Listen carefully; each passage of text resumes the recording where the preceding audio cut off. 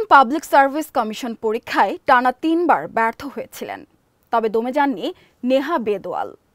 বারবার ব্যর্থতার পর তিনি মোবাইল ফোনকে ব্রেকআপ দিয়ে পড়াশোনায় নিজেকে সম্পূর্ণ সঁপে দেন। এই কঠোর অধ্যাবসায় আর নিষ্ঠার ফলও পেয়েছেন। চতুর্থবারের চেষ্টায় ভারতীয় এই তরুণী হয়েছেন IAS অফিসার, যা বাংলাদেশের সিনিয়র সচিব পদের সমতুল্য। ২৫ বছর বয়সী নেহা বর্তমানে গুজরাটে কর্মরত। জন্ম রাজস্থানে হলেও তার বেড়ে ওঠা ছত্তিশগড়ে। জীবনের প্রথম ব্যর্থতার স্বাদ তিনি পেয়েছিলেন ৫ম শ্রেণীতে অকৃতকার্য হয়ে।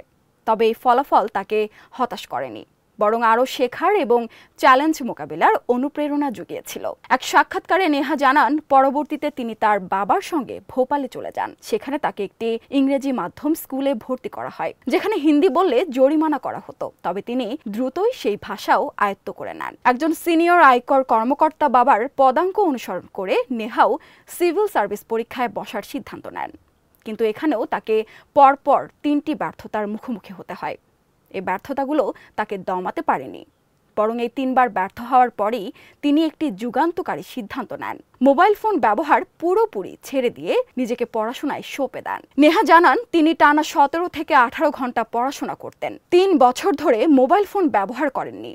এই কঠোর আত্মত্যাগ ও নির্লস প্রচেষ্টার ফলস্বরূপ ২৪ বছর বয়সে তিনি তার স্বপ্ন পূরণ করেন। মোট ৯৬০ নম্বর পেয়ে তিনি একজন IAS অফিসার হিসেবে নিজের স্থান করে নেন। আরও সংবাদ পেতে চোখ রাখুন প্রতিদিনের বাংলাদেশের ওয়েবসাইট, ফেসবুক পেজ ও ইউটিউব চ্যানেলে। এতক্ষণ সঙ্গে থাকার জন্য ধন্যবাদ।